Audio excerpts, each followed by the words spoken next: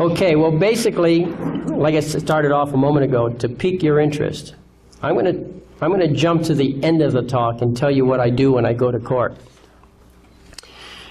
The very first thing I do with the court, before I even enter the court, I suspend the judge. The judge may not make any decisions whatsoever. He cannot make a decision against me. He cannot make a decision for me.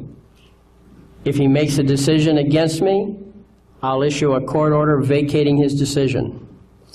If he makes a decision for me, I'll issue a court order vacating his decision. If I like the decision, I'll issue another order granting it.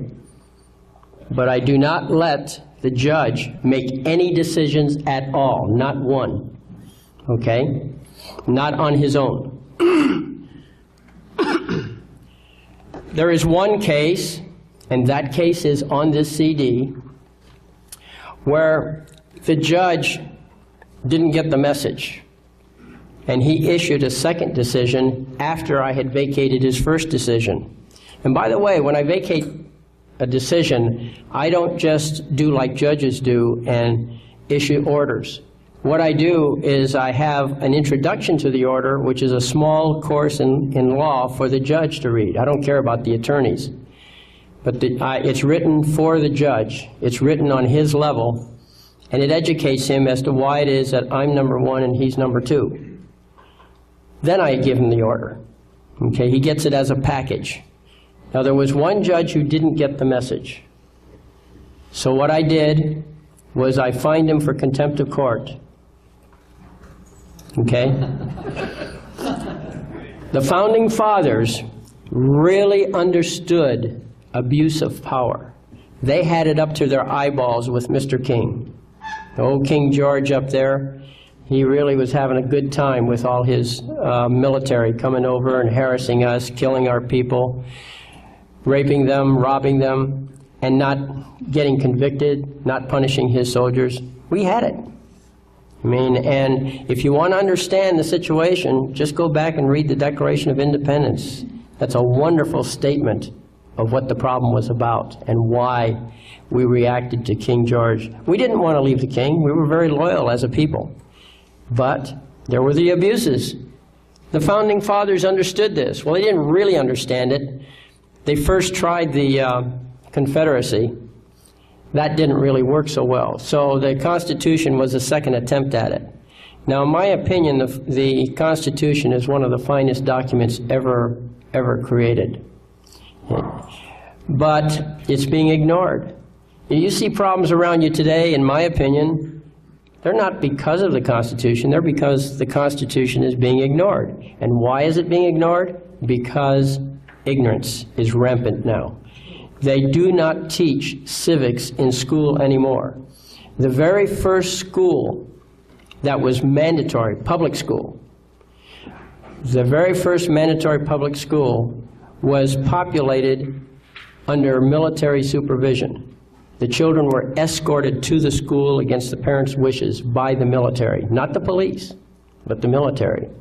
Now, why was it so important for the federal government, or whatever government was that brought the soldiers out, why was it so important for them to go to that extreme, which basically was illegal, unconstitutional? Well, because the key to population control is mindset, and they had to get them in. From the 1850s to the 1950s, they gradually stripped out the subject of civics and replaced it with a new subject called American government. Has anybody seen that in school? Okay, what's the difference? Civics, if you look it up in the dictionary, it says something to the effect that is that branch of political philosophy that concerns personal rights. It does not concern government, it concerns personal rights. They quit teaching that. Now, I want you to understand, when the Constitution was formed, or actually when we declared our independence in 1776, we were not an uncultured, boorish bunch of people. We were not a bunch of backwoodsmen. That's what they like to tell us. they like to leave us with the impression that, we're just a bunch of, random people that decided to rebel. Just to put it in perspective, I want you to realize that in 1776, Harvard University was over 100 years old. Okay? We were a cultured society. We had our customs, we had our usages. We were equal to England in terms of our development. They like to tell us that the United States is over 200 years old. Well, when you talk of the culture here, we're over 400 years old. We were established. And out of those experiences, we developed the Constitution. Who do I mean by we? I mean we the people. Okay? So, anyway, let's get into this. On this CD is law notes. And that's just what it is. This is not a complete CD. It just has some notes that I've accumulated over time. On the cover page here, you'll see there's law notes and there's the example. The law notes, that's the theory. The example is an actual case where the theory got applied. Okay?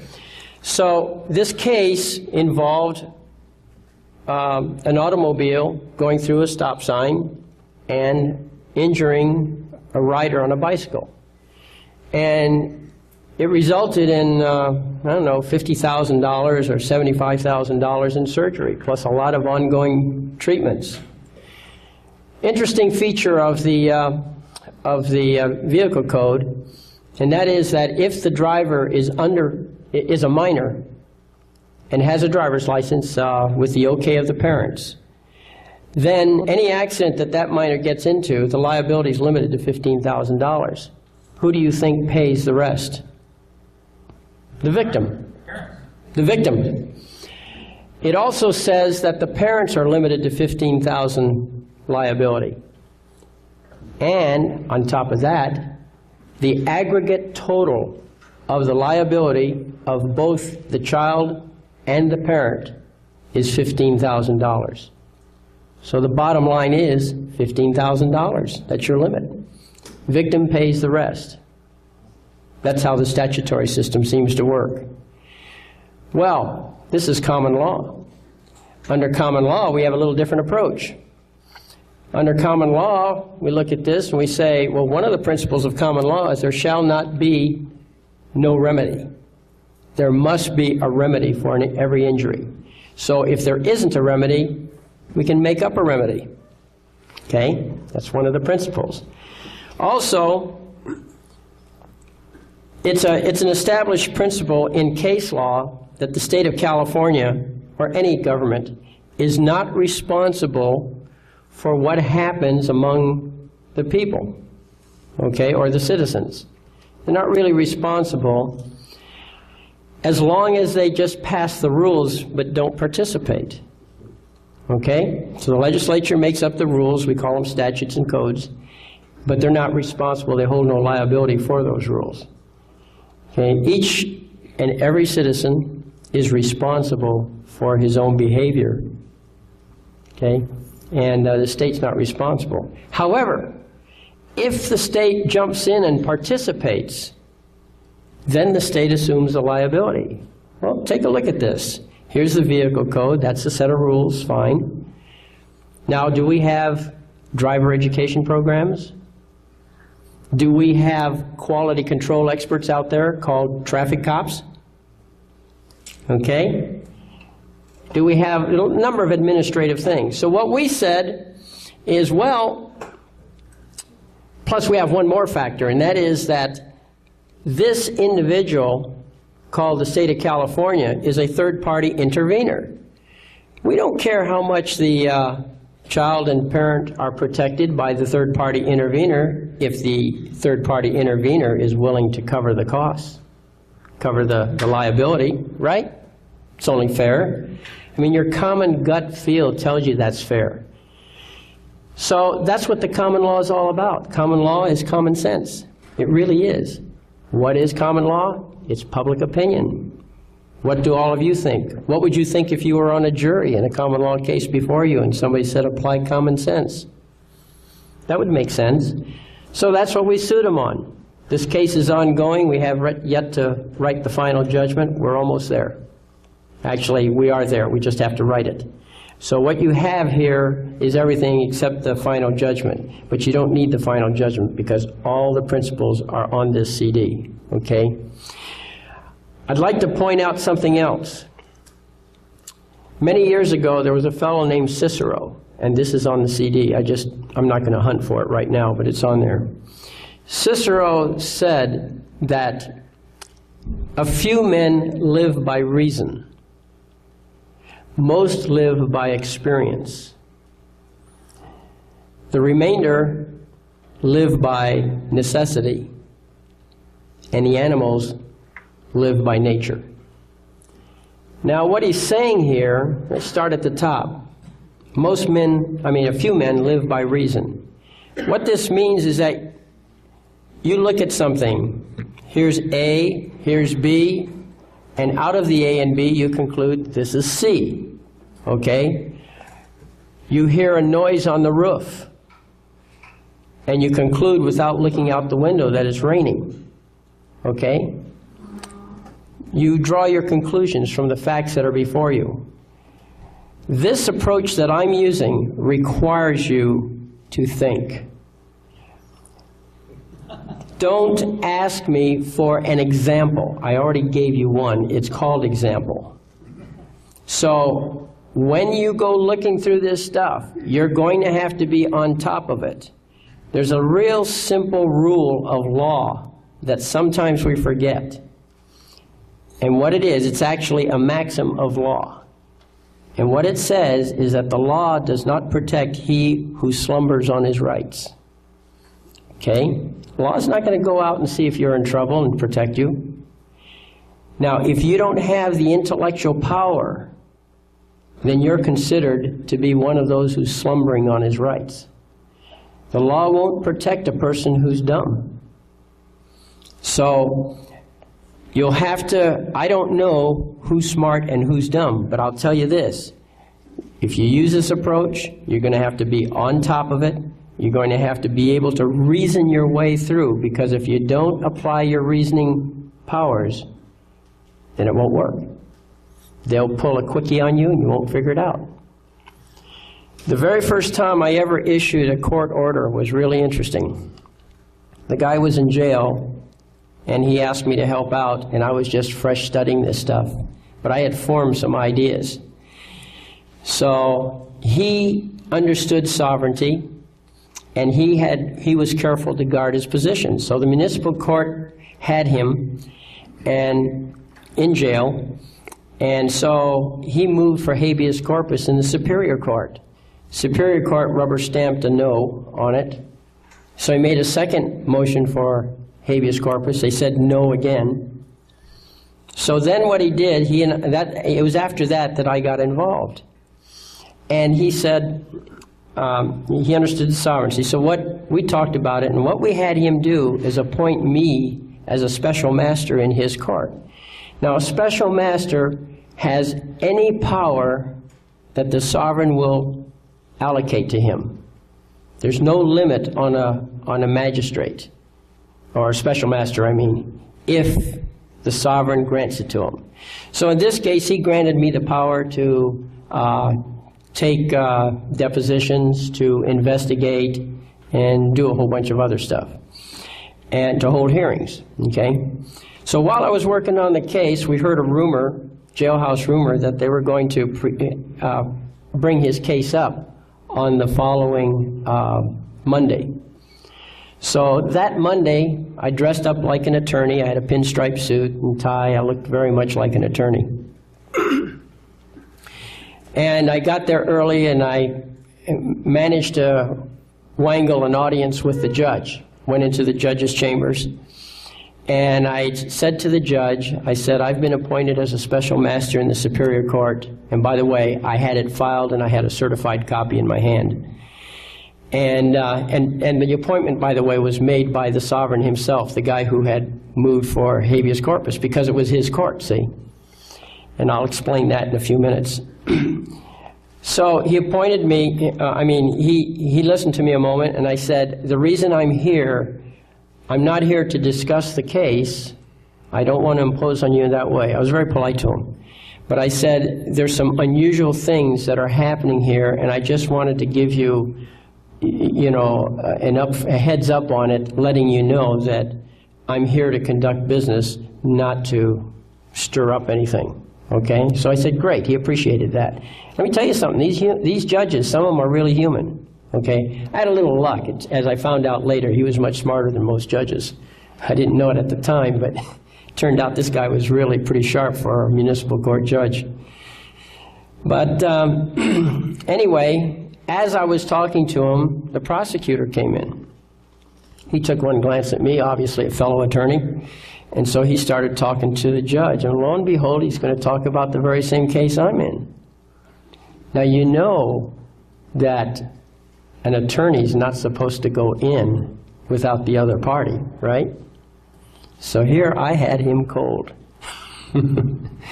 Now, it was okay for me to be there because I was not representing him. I was an officer of the court, the Superior Court.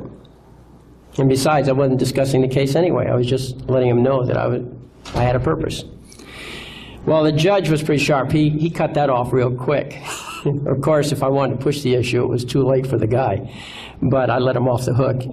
But we got out. When he called the case in the courtroom, I stood up, and I had on my right the public defender that had been appointed to the case, and on my left I had the district attorney. And at some opportune moment, I got a chance to speak. I was standing right between them. So the judge says to me, we talked back and forth. He wants to know what's happening here. And I said, well, I'm from the, I've been appointed as a special master in the Superior Court of the State of California, and I am here today to observe the proceedings in this matter, and I'm here and now declaring the Superior Court of the State of California open and in session. So now we had one courtroom and two courts. And so then we started discussing it, and I said to the judge, I said, there were some issues here involving common law and so on, and I said, and so he told me, he says, well, he says, the common law doesn't have any standing in this court. And I said to him, I agree.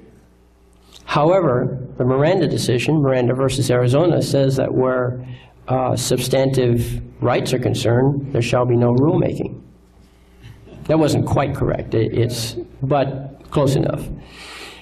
So he acknowledged that. He said, okay, yeah, he respected the Miranda decision. So then he says, well, what do you want from me? Now that was a trap, because I don't want anything from him, but my court does, my sovereign does. So it's very important that I didn't say what I wanted. Instead, I represented the court. So I said to him, it is the wish of the Superior Court that the municipal court release jurisdiction of this matter to the Superior Court until such time as the issues in the Superior Court are settled. Okay? And so he said, I'll do that if you will give me the order in writing.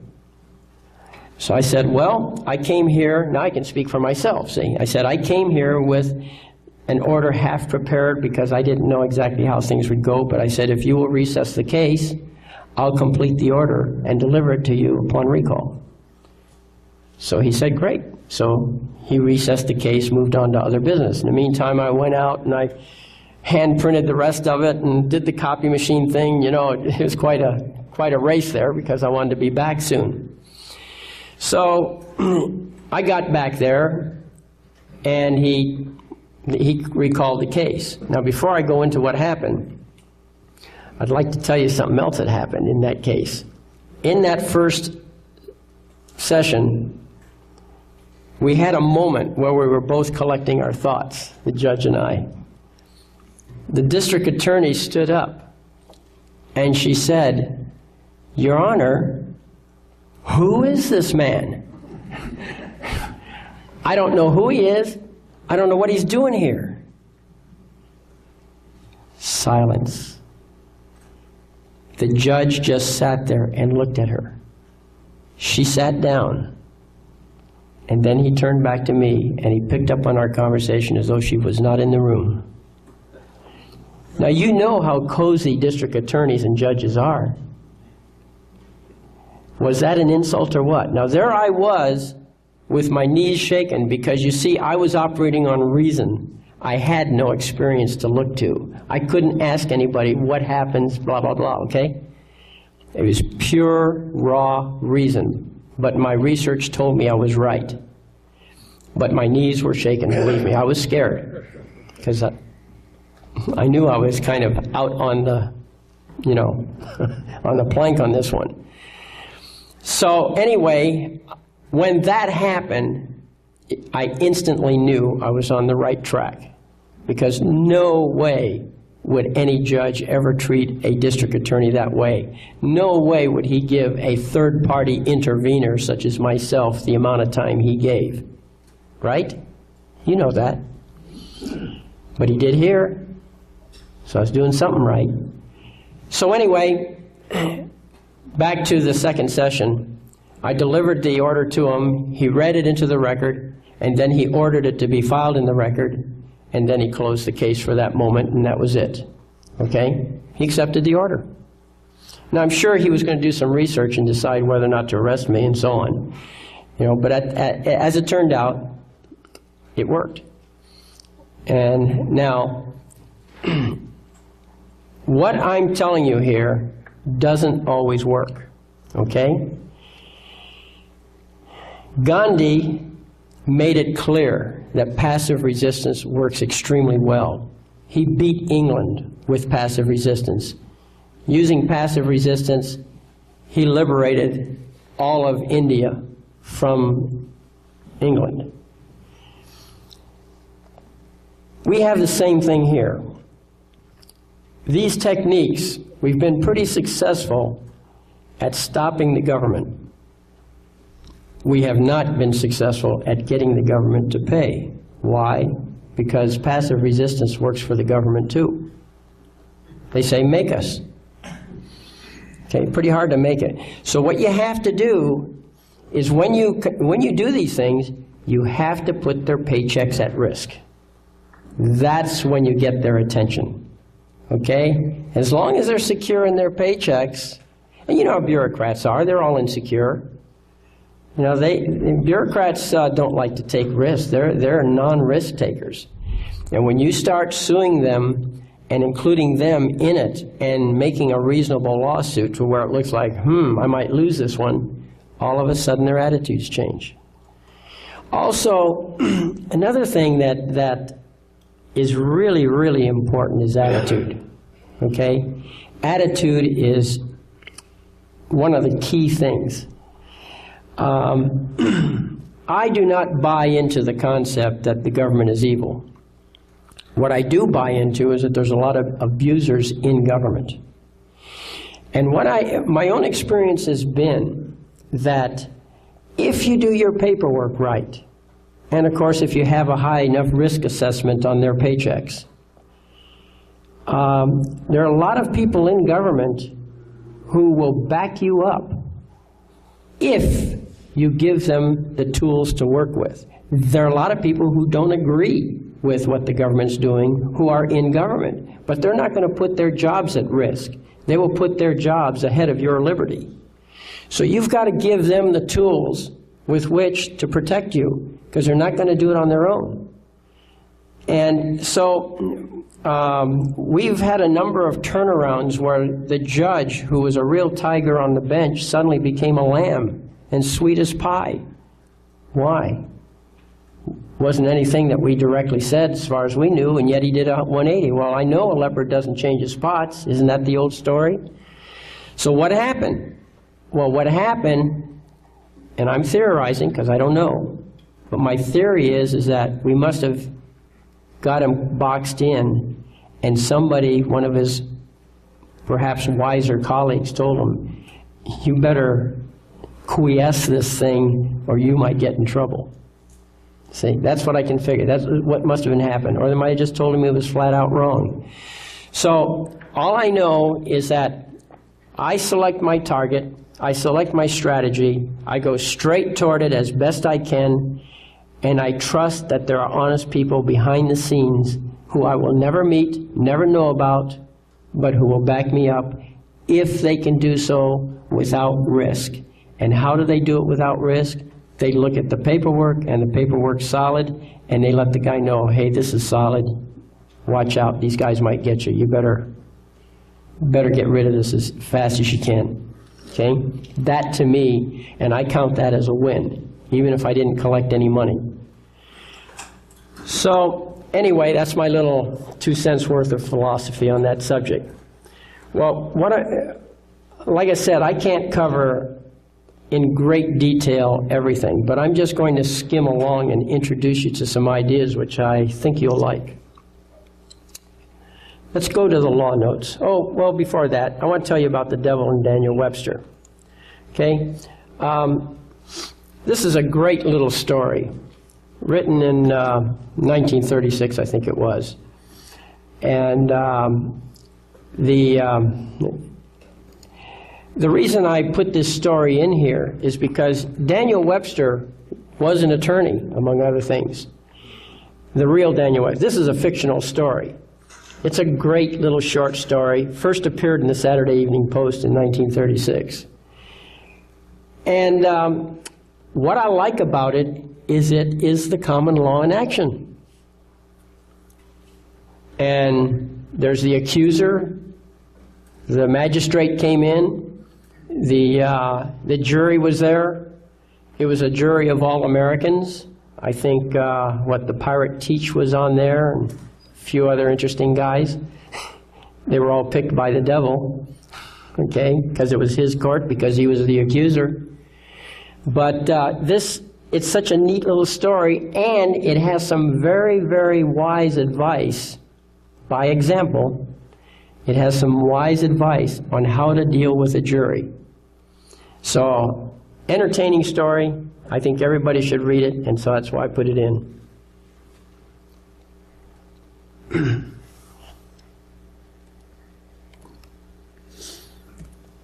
Okay, so if you want to send me any email, click on the email comments, and that will bring up the email. Well, Poco Mail is one of my little packages I use. I didn't intend that, but okay.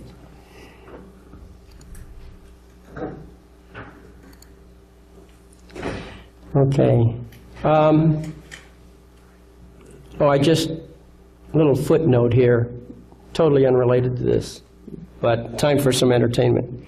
I was over at a labor union the other day in their offices, and I saw a bumper stick on somebody's desk. It said, "Get that son of a Bush."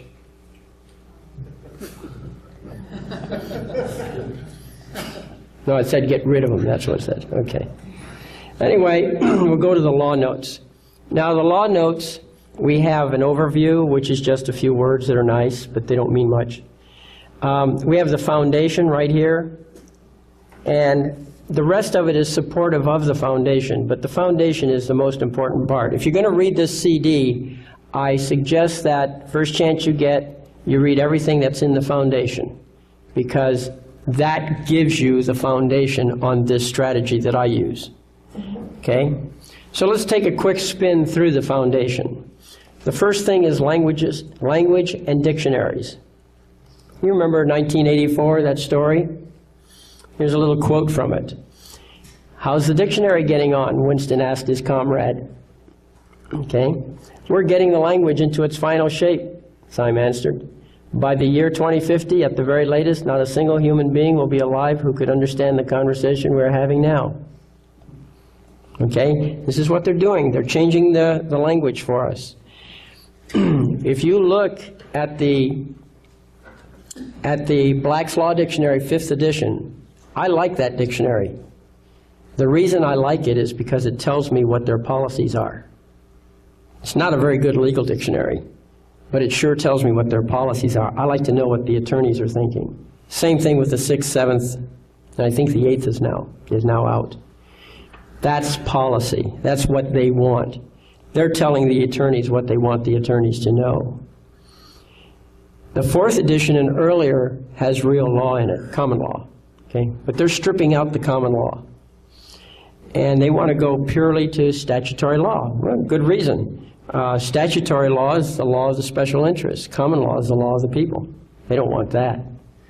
So the statutory law is being modified through education, or lack of it, rather than an honest argument in the legislature and so forth. And one in particular has to do with what a court of record is. And there are 5 factors that define a court of record. In Black's Law Dictionary, 4th edition, they're all listed. In Black's Law Dictionary, 5th edition, they took out 3 of them. Okay, we'll get into that in a moment. But language is very important. In America, we speak 3 languages. Every one of us speaks 3 languages. Okay? All 3 are called English. So they don't make us aware of them as separate languages, but they are.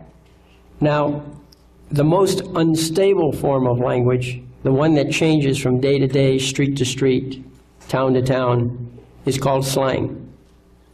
That's English. Now, just think of the tough time foreigners have here. You have a foreigner with you, okay? He's listening to what you say. You walk in, there's a party. You don't know what's going on, so you say, hey, what's coming off? Going on, coming off means the same thing in slang, right? So a foreigner who doesn't know the idioms, the slang, is in trouble. So in order to communicate with foreigners, and also a foreigner means even somebody from a different city or a different culture, whatever, we have another language we call formal English. That's the language that comes out of the book. We learn it in school, and we learn to talk about that, and that language is a lot more stable. It takes 50 years or 100 years to change the meaning of a word, and even then it's still fairly stable. But there are differences. Have any of you ever studied the meaning of resident? Okay? The word resident, as it's used on the streets and in formal English, doesn't mean what it means in the courtroom. Okay? And that's where the 3rd language is spoken, courtroom English. You absolutely must study each language separately as if it were a separate language. Do not assume when you are studying law that you know what those words mean. What I did, when I started reading the Constitution, I had the law dictionary right next to me. And every word that was used the first time in the Constitution, I looked it up. Boy, did I get some surprises. So you look up these words, you learn these languages, and you'll find out, and the most obvious example is the word resident. In ordinary language, resident means this is where you live, this is your home, this is where you are, right? By right. But the legal meaning of resident means that you're a foreigner, you're here for a specific purpose, and when you complete that purpose, you will leave, you will go home, back across the border, wherever you came from. Okay? Are you a resident of California? That means you came from outside of California. Where did you come from if you came from outside of California? Well, to find that out, I always ask the person, are you a citizen of the United States? He says, yes. I know he came from the District of Columbia. Okay? That's his real home. So the legal meaning is important, so be careful how you use words. I hear people throwing words around. I hear them using phrases carelessly. How about without prejudice? Have you ever seen somebody create an affidavit and at the bottom sign it without prejudice? I bet a lot of you have. I know I've seen it quite a bit. What does without prejudice mean? It means you're reserving all your rights and you really didn't mean anything by this. This is not a commitment to tell the truth, even though you called it an affidavit. That's what it means in legal language. So I'm just alerting you, without getting into too much detail, that there are 3 languages in America, and be aware of it, and be sure you're speaking the right language when you go to court. Okay. Let's get right into the first thing. People or citizen, which one are you? You better be a people if you want to use this technique. If you're a citizen, believe me, you're going to get hurt. Okay, so you better be a people. And you better understand what it is. Well, there's no real definition of people. I cannot honestly tell you what a people is. By the way, the word people can be either plural or singular. Okay? So it is correct English to say, you are a people. I am a people. Or all of us together are people. Plural or singular is correct. So I don't have a definition that I can draw on what a people is. But what I can do is I can define the relationship between people and government. Whatever a people is, I know it's above government and outranks government. Let's look at the preamble. You see, before the United States was formed, there was no government. Yeah, we had King George as our leader, and we were his subjects. But 2 things happened that were significant. One of the things that happened was that we rejected King George, Declaration of Independence. The second thing that happened was King George canceled the charters. Nothing. We were a free people then, both from our point of view and from England's point of view. It was really a mistake, legally speaking, on King George's part. So there's no precedent. We were all literally sovereigns, but we were not ignorant sovereigns. Like I told you, Harvard University was over 100 years old at the time of the American Revolution. We were a culture, and we had a way of knowing. Did you know that before the American Revolution, the English booksellers sold more law books to the Americans than they did to the people in England, or the subjects in England? We were all lawyers. In fact, an admiral wrote back to the king saying he couldn't enforce the king's laws because everybody in America is a lawyer. Lawyer means know the law, okay, not an attorney who represents somebody. He says they all know the law. And he said, by night, they're destroying the king's properties, and by day they were sitting on the grand juries and blocking us from prosecuting. Okay, well, it was a problem for the king's men. So, but you see, later, we were still lawyers, but we were all now sovereign. Every one of us. There was no higher law. So they did a little experiment. The states themselves, understand this, not the people, but the states themselves organized themselves, and they came up with this confederation of states. Okay? And that didn't work out so well, apparently, so they sent a bunch of representatives to fix things, and the representatives apparently took a new tack, and instead of representing the states like they were sent to do, they declared themselves to be people. And using their own sovereignty, which they had all along, they created a new entity called the Constitution for the United States of America. And so then they said, look, I'm paraphrasing, but you will find what I'm telling you at the end of the Constitution in the last couple of paragraphs. Basically what they said is, look, we created this thing, but we're not going to put the Constitution into effect unless at least 9 of you states agree to it. Well, they got the 9 to agree to it, one way or another, but those were states. Understand, that wasn't people. The people created the Constitution. The states decided to join in as separate entities. So now we have 10 entities, right? The states were 9 of them, and the people were the 10th one. So now we have this Constitution, and there have been court cases that recognize that the Constitution is a document of the people and not a document of the states. It was created by the people, okay? So now, I know that there's a lot of stuff you've probably heard about. For example, we're all subjects of the Queen of England now. Anybody heard that one? We've heard about, yes. Can we get a second so we can turn the tape Okay, time out to flip the tape here.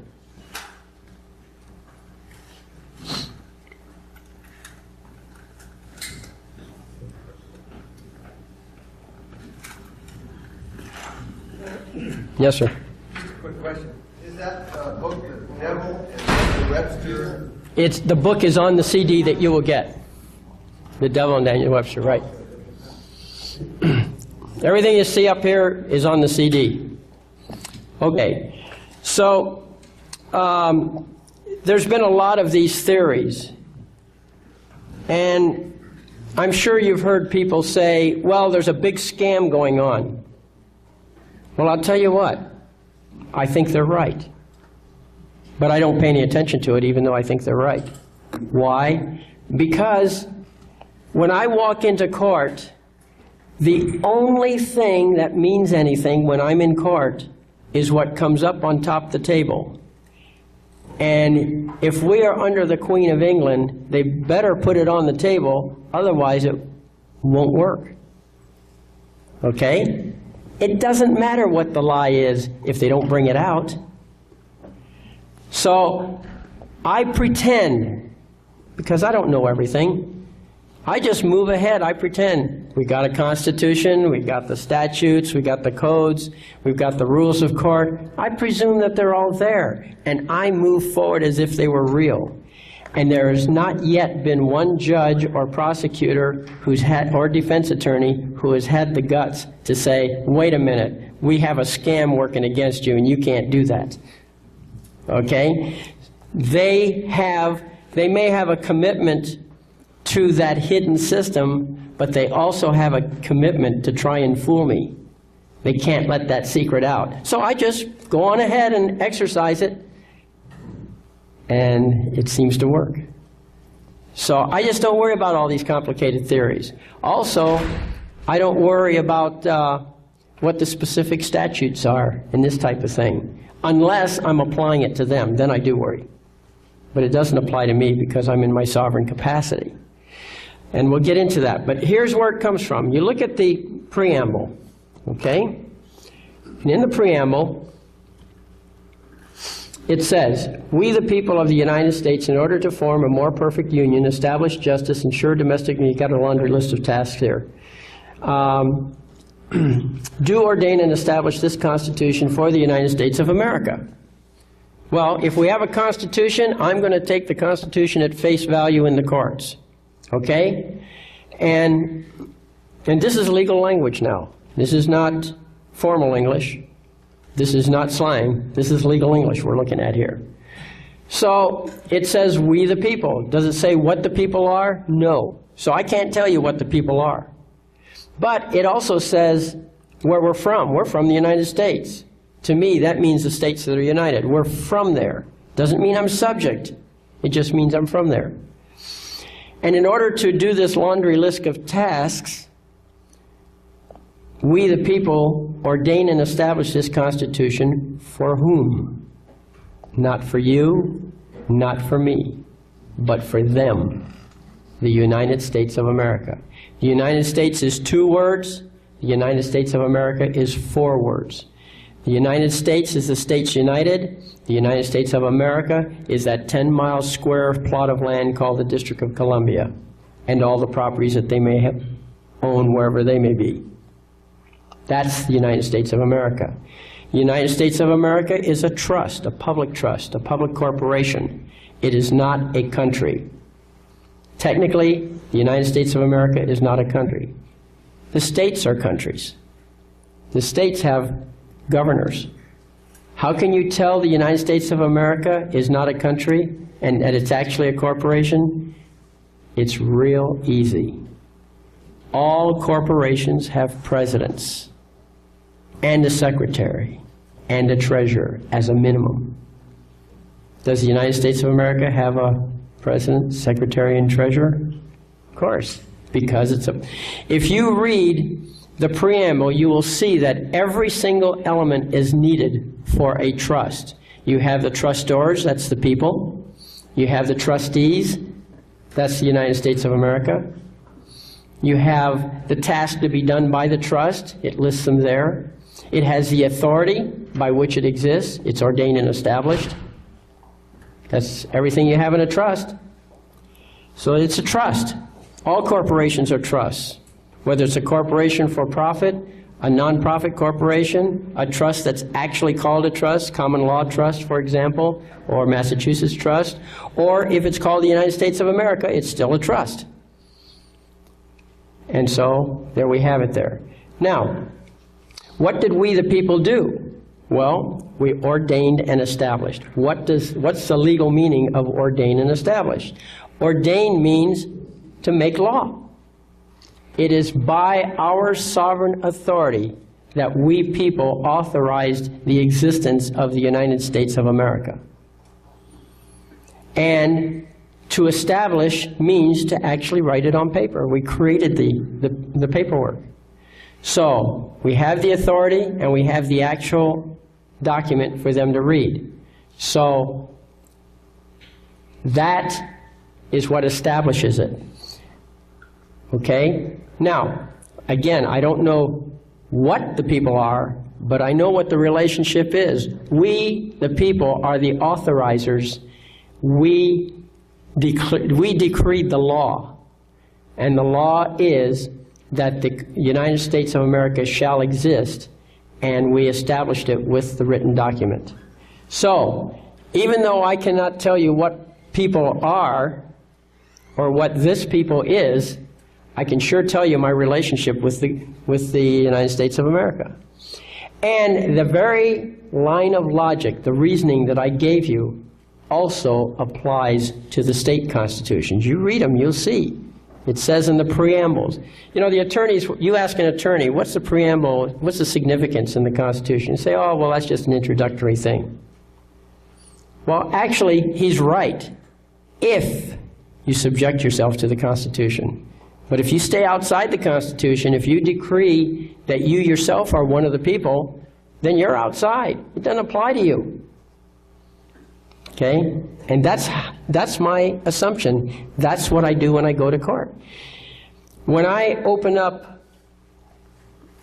in court, when I open up a case, and I'll show you here. I'm going to go to that example. Okay?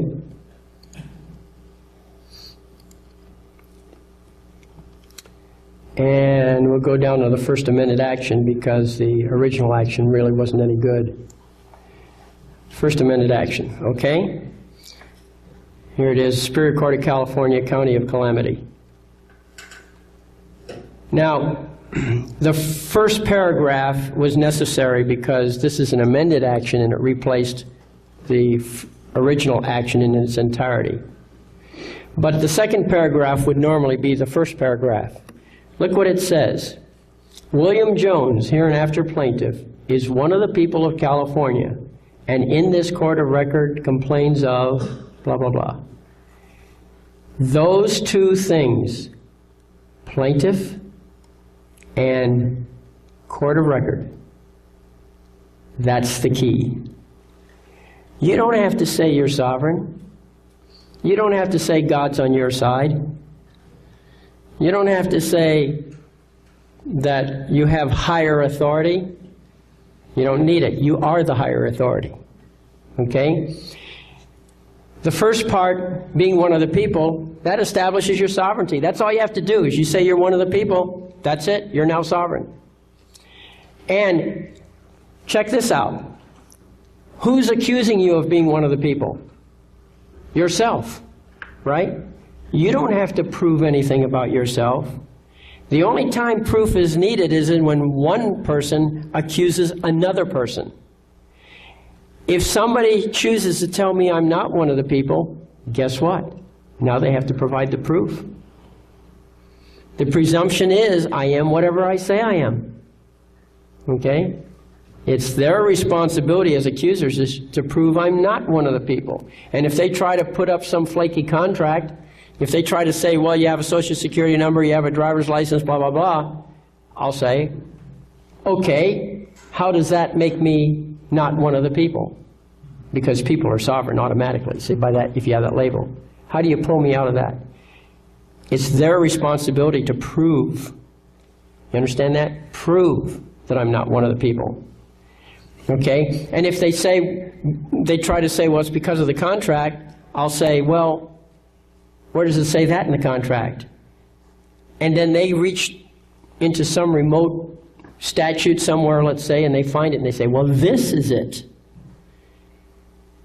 Well, now you know under international law and local law and common law, every legal system there is, you know that for a valid contract, it has to be entered into knowingly, right? Intelligently, right? And if the other party in the contract knows something that you don't know, and if he knows you don't know, and he fails to disclose it to you, that's fraud. And therefore the contract's no good anyway. So I don't worry about the fact that, by the way, I do have a Social Security number. By the way, I do have a driver's license, although it is signed without prejudice. I think some of you can appreciate that. Okay? Without prejudice is the UCC 1-207, or under California UCC it's 1207, that reserves your rights. And so I reserve my rights. So they pull this on me, I say, well, wait a minute, you know. Yeah, that may be the contract manual, but where does it say that I'm beholden to you in all areas of society? And besides, I'm not engaged in commerce anyway. But that's another issue. Okay, so what I'm pointing out to you is that when you open up your lawsuit, you say you're one of the people and in this court of record. And I'm going to explain the court of record. And I've gone into a lot about this people because this is critical to the strategy.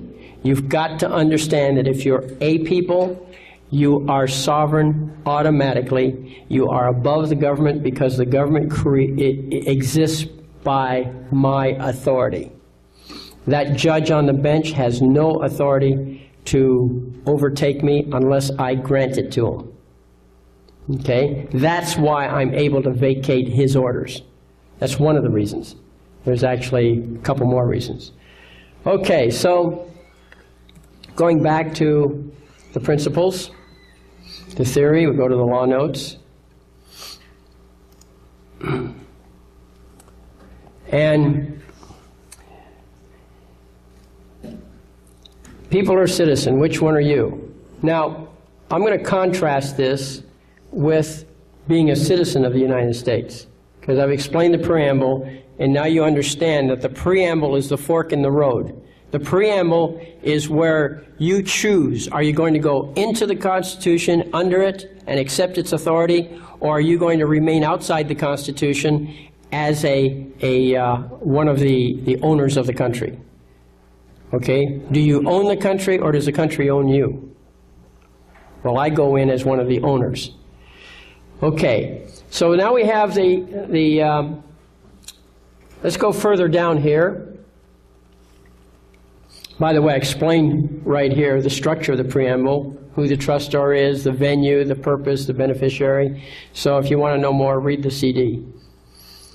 But there's some interesting things to back you up in terms of case law. Now understand one thing. You have a structure here. You have the people. Underneath the people, you have the Constitution. Under the Constitution, you have the legal system. Okay, the statutes and the codes. Okay, and the Admiralty Law. The Admiralty Law draws its strength from this Constitution also. That's their authority to act. Then under that, you have the slaves. Some people call them citizens of the United States. Okay? So, but if you're one of the people, look what they said in New York in a case here that happened 1829. The people of this state, as the successors of its former sovereign, are entitled to all the rights which formerly belonged to the king by his prerogative. You want to know what your rights are? Don't ask me. I can't tell you. You are the only one who knows what your rights are. The Bill of Rights is not your resource. It's nice that there's some things listed in the Bill of Rights that I like, but those aren't my rights. My rights are whatever I, in my sovereign capacity, by my own prerogative, decide they are. Pretty powerful concept, isn't it? Okay? So, that's the key thing. Formerly belonged to the king by his prerogative. Okay? So, there's other supporting case law, but I thought that might cover it sufficiently. Now, what is sovereign? What does that mean, sovereign? Well, let's skip a little further down. Let's see, I got a good one here, if I can find it. Let's see.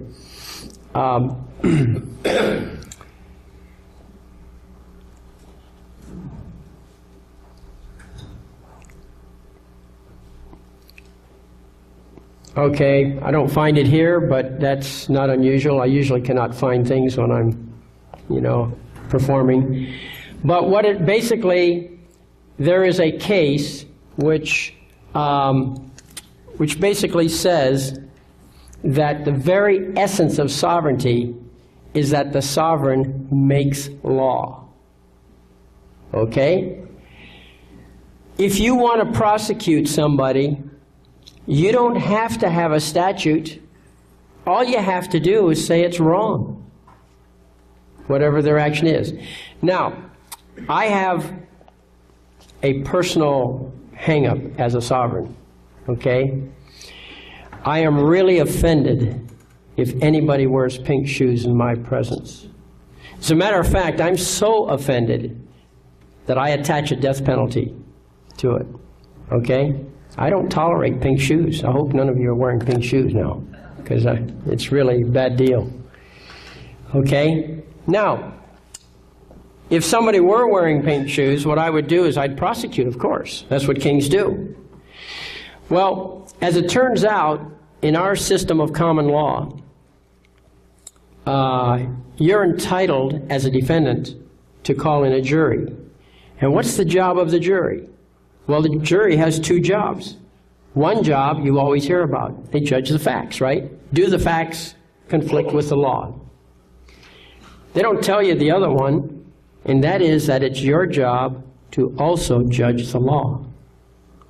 Now, what do you think the probability is that in my court I could gather together a jury that would support my anti-pink shoe law? Okay? Yeah, they're not really too good, and I happen to know that as a king, so I've been a little slow about enforcing that law. On the other hand, let's say somebody walks up to you and really gives you a black eye, really slugs you, okay? Unprovoked, they just came out of nowhere and did it. And then you brought charges against them, and you decreed in your lawmaking that A, it's wrong to poke somebody in the eye without provocation, and B, the penalty's 30 days in jail. What do you think the chances are that I could get a conviction from a jury? I'd say they'd be pretty high. In your gut, you know that's good law. So that's the beauty of the jury system, the custom and usage, and that's the protection for the defendant and the great leveler, the stabilizer in our common law. And they used it a lot during the early days of this country. And so we the people don't need statutes. We just need common sense. If you want to bring the Bible in, you want to quote a passage from the Bible, and you decree that this is the law of this case, that's fine. And by the way, that's what I do. I have a section in my lawsuit, it always says, the law of the case is. You know how it is when you appeal a case and they tell you that, well, if you didn't bring it up, then they cannot consider it? That's the law of the case. And they call it that, the law of the case. Well, where did that law of the case come from? Well, in the absence of anybody decreeing it, the judge is going to fool around and kind of bring it in, because after all, there's so much ignorance out there, he can get away with it. Nobody objects. But the law of the case is decreed by the sovereign. You're the plaintiff, you decree what the law is. And the word is decree, okay? You decree what the law is. So that becomes the law of the case. And I include a whole section in my lawsuits that is the law of the case. Okay, now let's go down here to I think it's the 14th Amendment. Here we are. In the 14th Amendment, it says, all persons born or naturalized in the United States and subject to the jurisdiction thereof are citizens of the United States and the state wherein they reside. Of course, the excuse for having this 14th Amendment was so that the black slaves who had been freed could now have some standing, whereas there was no legitimate way for any slave to become a citizen of the state they were living in. The feds introduced this clause in order to, say, force the states to recognize that these black people who used to be slaves were now citizens of the United States. And if you're a citizen of the United States, you had to be recognized and you got all the benefits, privileges, whatever that you should get. That's the theory. Okay, well, actually this is a Trojan horse here because they wanted to include everybody, okay? They want everybody to be a citizen of the United States. So, but they couldn't change the Constitution to pull in the white folks. So what they did is they changed the educational system. Again, we go back to about 1850 when they created the first mandatory public school. But it wasn't until 1868 that we got the 14th Amendment. And the 14th Amendment defined, you know, there's only one other place where a word is defined in the Constitution, and that's treason. Okay? And now here we have a phrase, citizen of the United States, and it's specifically defined. Not everybody can be a citizen of the United States. Or I should say, not everybody is a citizen of the United States. For example, its requirement is you have to be born or naturalized. Well, if you're born or naturalized, that's easy. Most of us are. But it also says subject to the jurisdiction. Well, what if you're born or naturalized and not subject to the jurisdiction? Well, then you're not a citizen of the United States. You still belong here, but you're not a citizen of the United States. Who are you? Well, I can tell you who I am. I'm one of the people of the United States. Okay? So, are you a 14th Amendment citizen or are you a preamble people? Now, I do not accept the phrase sovereign citizen. Why? Because a sovereign is a master. A citizen is subject to the master. How can you be a master servant? That's why I reject the term. I never use it in my paperwork. In fact, I don't even say sovereign and I don't say citizen. I never use those terms. I stick with constitutional vocabulary. I say I'm a people. Let them challenge it if they dare. By the way, no one's ever challenged it. You know why? Probably because they don't understand the significance of it.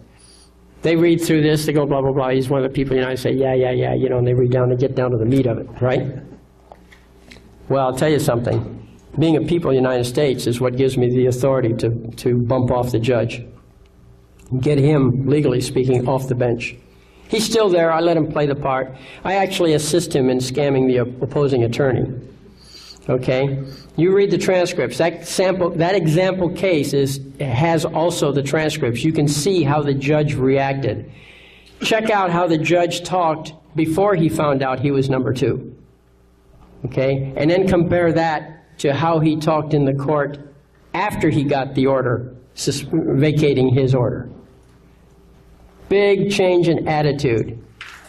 And my method is educate the judge. Then when the judge wants to do something, he looks to me and he says, I think we should do such and such. and he says, "Is that okay?" Or he says, or he just looks at me. And I say, "Yes, Your Honor, that sounds good. That's fine." What am I doing? He's not making the order. I'm authorizing him to make my order. Okay? Then he turns to the attorney, and you know all attorneys are taught in law school that the judge is an 800-pound gorilla, and if the gorilla demands a banana, what do you give him? You give him a banana. They're actually taught that in school. And so when he turns to the attorney and he says, "Is that all right with you?" I have never, ever heard anyone say to the judge, "No, Your Honor, you can't do that. Or I won't let you do that," or anything, or object anyway. No, they say, "Yeah, okay," by the time you get to that point. But what's the difference? In the first case, the judge is asking for authority. In the second case, he's being polite and being soft with the guy. Because I'm the king of the court, okay? Sovereign of the court. And all I have to do is say, "I'm one of the people," and that covers it. Now, they don't necessarily understand what you're saying, so the very first time when I'm in court, all I do is if the judge does something, I say I object. He says, "Why do you object?" I say, "Well, I really don't wish it that way." No, or I wish it to be some other way. Why do I say wish? Because when you're a king, my wish is his command. Okay, that's centuries of tradition backing me up. So it sounds like I'm talking softly, but I'm not. That's an order when I say I wish. The judge in his initial ignorance will say, "Well, if that's the best you can do, you're overruled." I say, "Well, for the record, I do object." He says, "All right, duly noted." You know. By the way, the word duly, what does that mean? I'll tell you because you don't know. Duly means D-U-L-Y.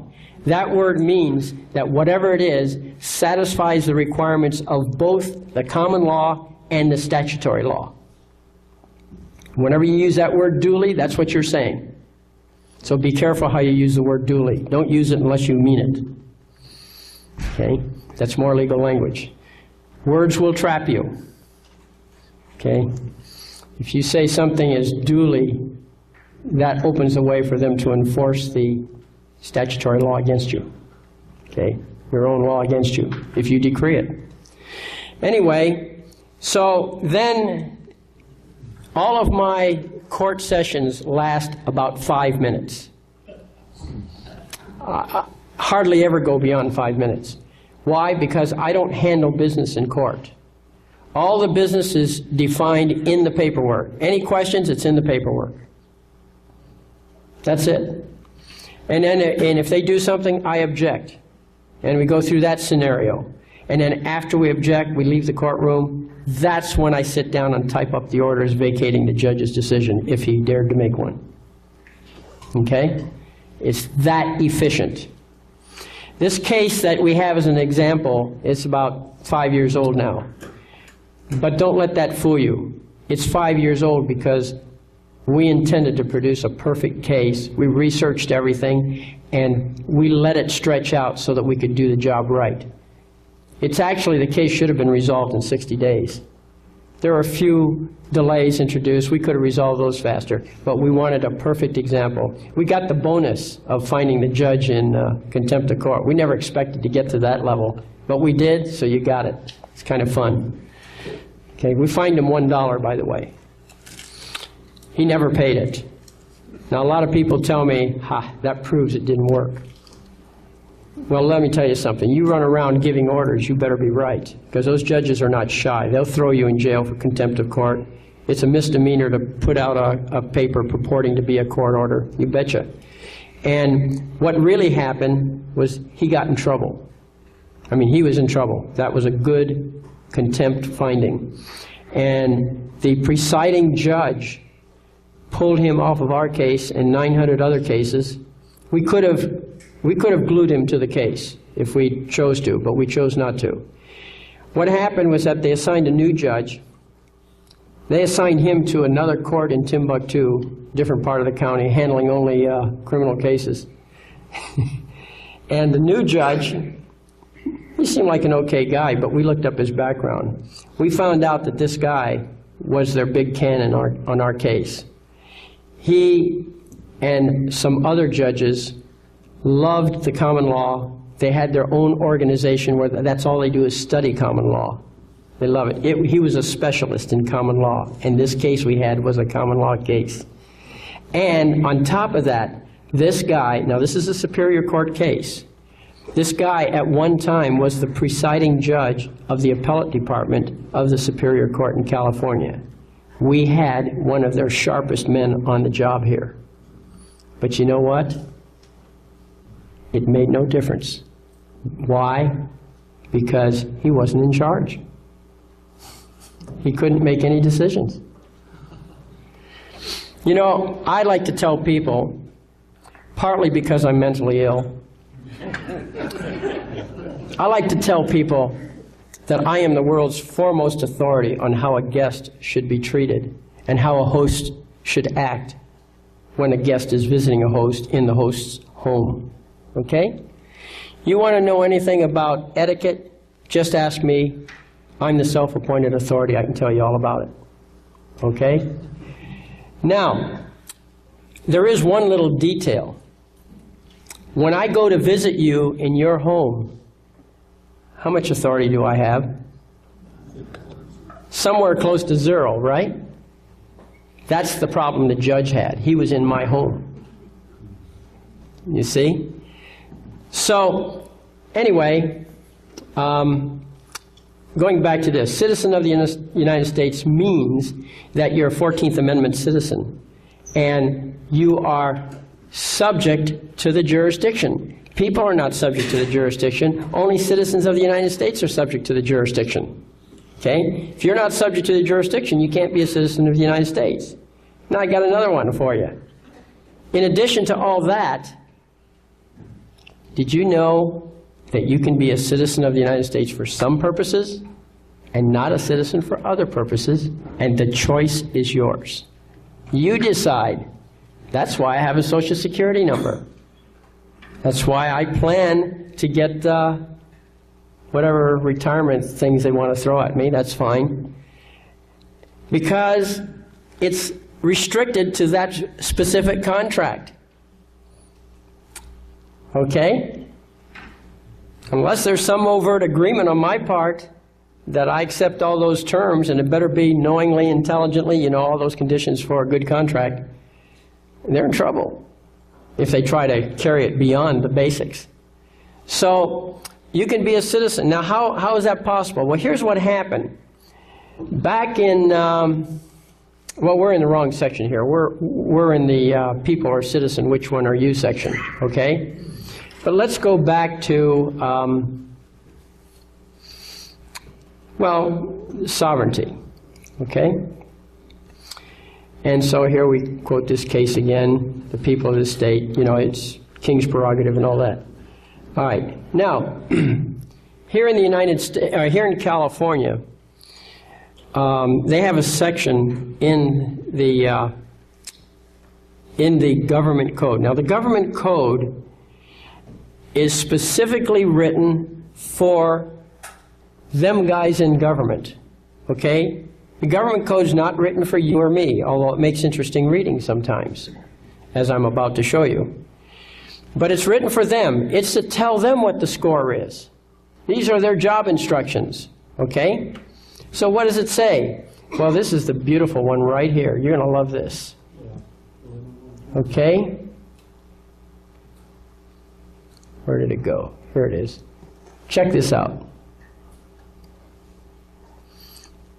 The people of this state do not yield their sovereignty to the agencies which serve them. Is there anything about that that you don't understand? They don't understand it. Yes, they do. But you have to put it in terms that they understand. That means a court order. Okay? You're just going to walk up to any old policeman and say, hey, you know, you don't have any authority over me. He'll demonstrate how a gun works. Okay? So you got to use a little judgment here. But when you back it up, you'll see, when you go to read those court orders that are part of this CD, you'll see we lay down the logic. Okay? Starting with the preamble, working all the way through, and we bring this out too. The people of this state do not yield their sovereignty to the agencies which serve them. And I'll tell you something else. It's in there twice. See down here? Okay? Section, also the government code. So you have it in 11120 and you have it in 54950. They said it twice. One of the few places in the codes where they said it twice and it's word for word the same. It's a very important concept. This is a republic. And because it's a republic, that has validity. So we don't yield our sovereignty. Well, what is a sovereign? I think we can get that now. Sovereignty, the power to do everything in a state without accountability. That's what a sovereign is. In other words, you make the law. There's no law above you. Moral law certainly is not law, not in the secular sense. Okay? Understand that there is a limit. It doesn't mean that we're without law. Okay? All some sovereign has to do is point his finger at you and said, you violated this rule I just made up. Okay? And then your only protection will be a jury. But, so, it is possible, you know, to do wrong and get punished for it. So don't, but it's a different system.